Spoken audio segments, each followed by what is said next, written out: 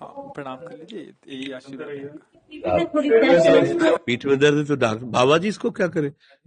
ये बाबा जी क्या करे? जैसे किसी को रोग है, किसी को दर्द है, तो डॉक्टर के पास जाए। आशीर्वाद से नहीं ठीक होता। देखो, बस वही समझ में नहीं आता, इसी भटकाओं में सब भटक रहे हो। कोई जंतुर बांधेगा, कोई आशीष, इसीलिए तुम सब अच्छे कर्म करो।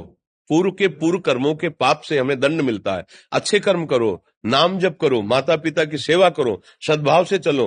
अभी ये कर्म नष्ट हो जाएंगे, किसी से जंतुर बंधवाने की जरूरत नहीं, किसी से आशीर्वाद मांगने की जरूरत है। अब नाम जप ना करो, खाओ मुर्गा मांस, पियो शराब, करो व्यभिचार, करो तो बाबा जी आशीर्वाद दे दे, तो कोई आशीर्वाद काम नहीं करेगा। दुर्गति होगी यहाँ भी और वहां भी। हमारी बात समझो।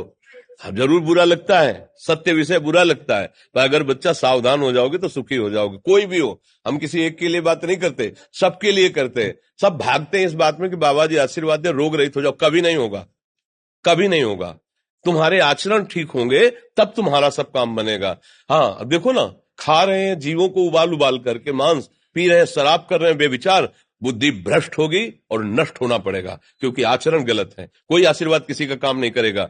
आप अच्छे आचरण करो, माता पिता की सेवा करो, परिवार की सेवा करो, समाज की सेवा करो, नाम जप करो। शरीर में कोई छोटे मोटे कष्ट आवे उनको सह जाओ, आगे चलकर आप देखो कि कैसी उन्नति होती, अच्छा होगा, मंगल होगा। इस ब्रह्म में ना किसी के आशीर्वाद से कुछ हो जाता है। हम आपको पक्की बात बताते हैं कि आज बाबा के यहाँ गए थे, यार पीठ में दर्द कम हो गया।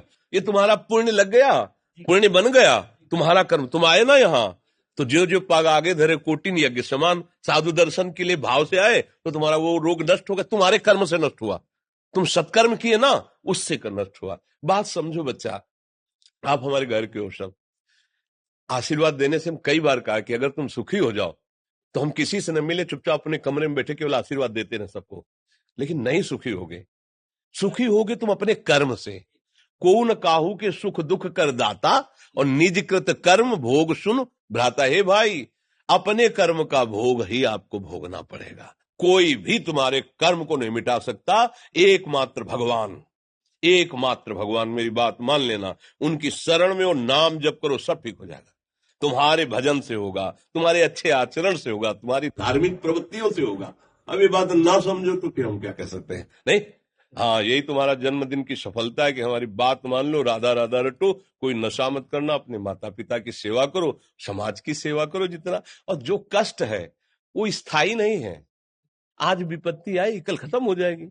अभी दिन है, फिर रात आ जाएगा, रात है तो दिन आ जाएगा। ये क्रम चलता रहता है, हमें निराश नहीं होना। सूरवीर योद्धा की तरह हमें जीना है यार, कायर की तरह नहीं जीना है। जी।